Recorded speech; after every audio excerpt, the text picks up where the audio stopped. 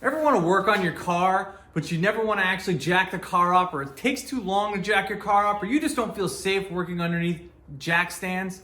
This time on Low Boost, I'm going to show you why you guys should get some QuickJacks and how it can make working on your car so much easier and safer.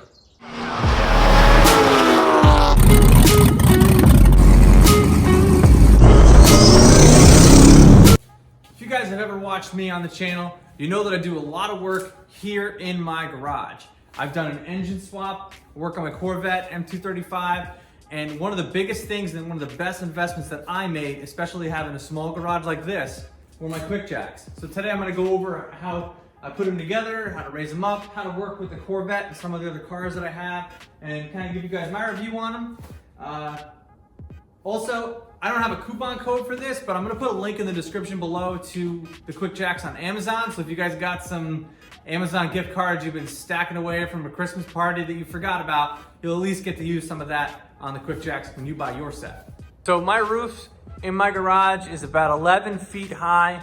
And when we built the house, they wouldn't let us make it any higher. So there's the chance of me having a real lift in here is pretty low because we wouldn't be able to get the car very high. It's a 2-bay garage. And if I had another post over here, it would get in the way. And I'll be honest, my wife is always coming over onto this side. And if I had a big post here for a lift, I guarantee you she'd hit it, or she'd hit the other side trying to avoid it. So QuickJacks have been fantastic for me. So they come in a couple different pieces. They have a motor here, and you could get it on a 110 plug or a 220. The 220 does make it work faster. But the 110, I can raise it up in about 30 seconds and I can plug it into just about any outlet. They also have a kit that you can get to use this at a track where you can hook it up to a battery if you want. So it comes with the pump and it comes with lines with quick disconnects that'll actually wind up all the way over here and you just connect them there. They also have wheels so that you can actually lift these things up and wheel them around. I've done that a couple of times bringing it to my dad's house. And then you got the actual hydraulic components themselves.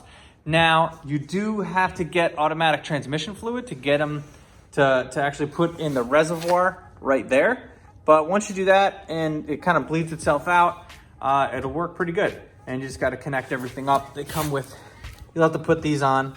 They're 90-degree angle connectors and that'll work pretty good. I actually bought hockey pucks to use on the Corvette because the Corvette actually sits pretty low. So I actually use one hockey puck, and then I have these, you twist on and you put on to the Corvette for jack points. On the E36, you can use these blocks, and these are raising blocks, and they come in 2 different heights, and you can either use one, the other, or combine them together to get them as high as possible, which probably would really work for a truck or something. But there's no chance in getting them like that with the E36. With the E36, I can get away with using one big block.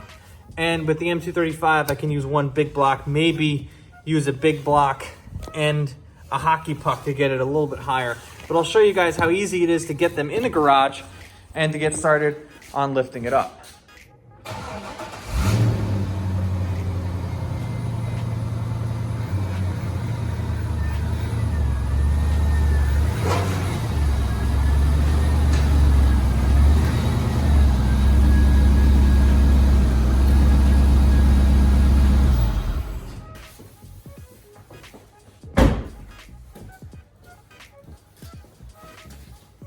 So you can just drive right over them, not over the sides of them, but you push the QuickJacks together in the middle and you drive right over it, even a car that's low like a C5 Corvette. However, I wouldn't recommend if you have this thing slammed down to the ground, you probably gonna have to drive it up on ramps or figure something else out. But at stock ride height, if this is a little bit lower than stock ride height, it works. All right, so now that we're over the car, you look down underneath, you could see the clearance. It has just enough clearance to get through it. And obviously you gotta make sure your car can do that. But then you just pull this out.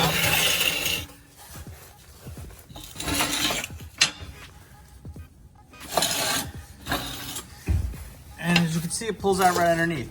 Now you wanna make sure your jack point's on your specific car. The Corvette has specific ones and I'll show you guys how that works. And then I line up the jack points and start lifting them up.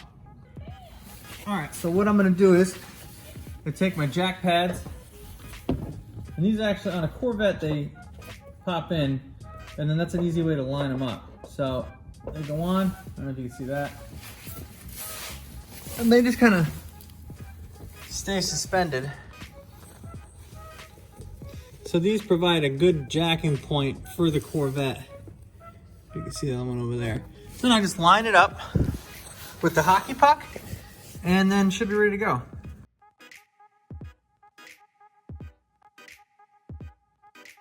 And once the hockey puck is lined up on them, we'll repeat it on the other side, and then we just lift it up.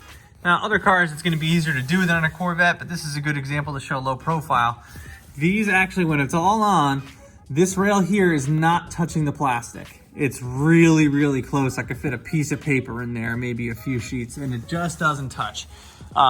If I had to, sometimes I've driven it up on a ramp in the front, and that helps out too, but I'm able to do it this way. Now, I like a reference point when I'm doing it, so I like to have it either all the way back on this or on this one here. That way I know if I'm doing it on this side, it's gonna be the same as the other side. That way the car doesn't go up diagonally or any other way, because they are lifting it up separately and from either side, and you want them to lift the car up evenly. So I just like to use this as a reference point.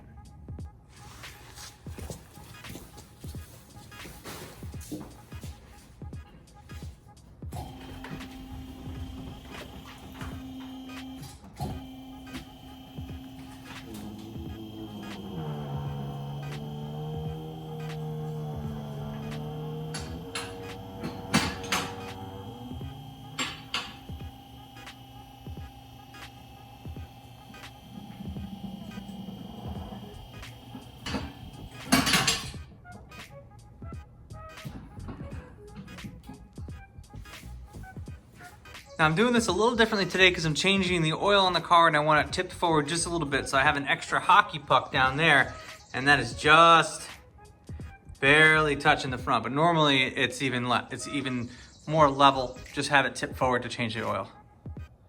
I lowered it back down a little bit after I have it up to put it on these locks here. Once it's on those locks, the car's not going anywhere.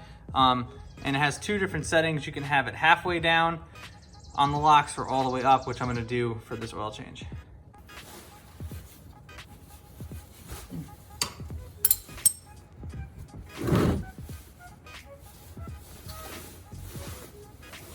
I'm gonna get wrecked. Watch.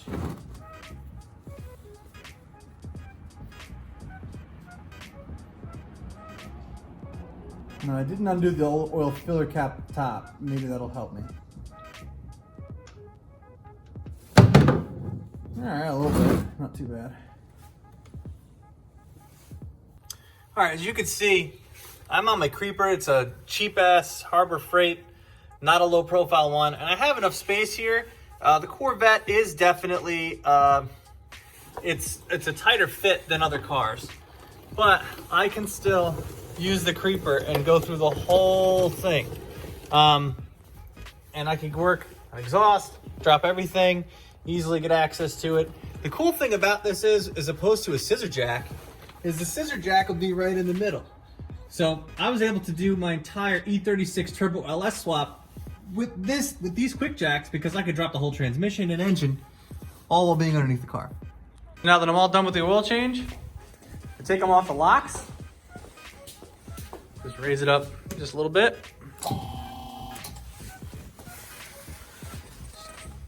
Lock there, just go off like that.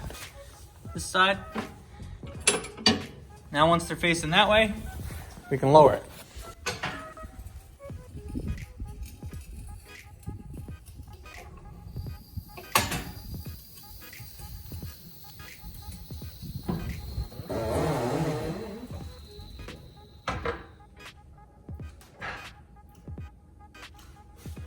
The car's still actually kind of elevated a little bit, so we take these out. And then what I do is I just shove them straight in. This here, sometimes I give it a little kick. Put them right in the middle of the car like that.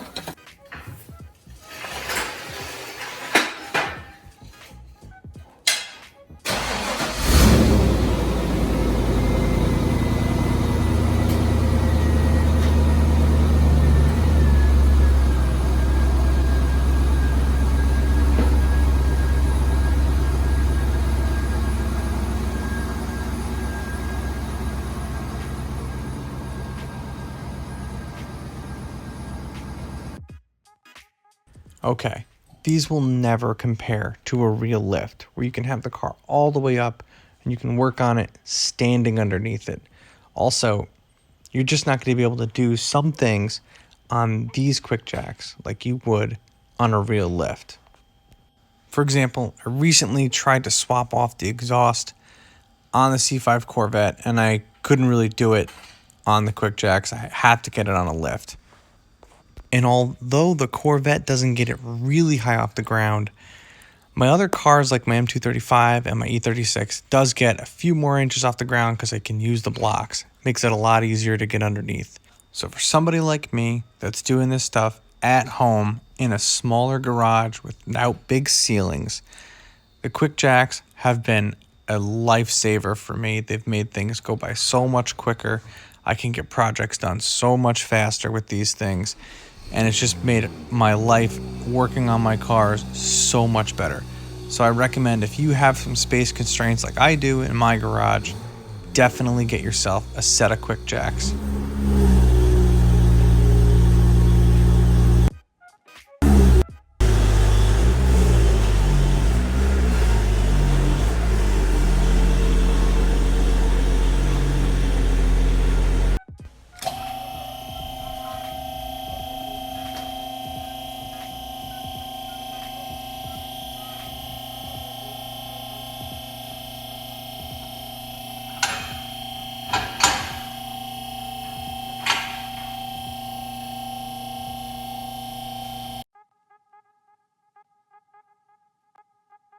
So as you can see, the QuickJacks were really easy to use and I really felt safe working on the car underneath with it. These are the SLX 5000. So these have a 5,000 pound weight rating. It's $100 more for these than the next one down, which is 3,500 pounds.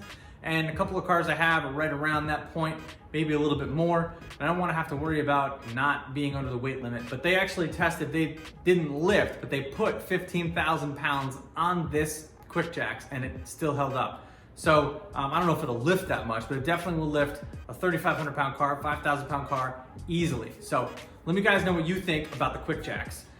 Corvette oil change, now it's all done, ready for its first track day. Make sure you guys check out all the videos I have on my C5 Corvette, because I got a bunch of those and I'll be doing a whole bunch this summer. I have a track day coming up real soon. I'm excited to take the car out for. I also have that behind it. I have an E36 Turbo LS swap I'm doing some work on too. Hopefully gonna have that thing out and take it to a drag strip soon, whenever they open up. And a couple of projects I work on with my friends and with my dad. So make sure you guys hit that subscribe button. Thank you guys very much for watching, and I'll catch you in the next one.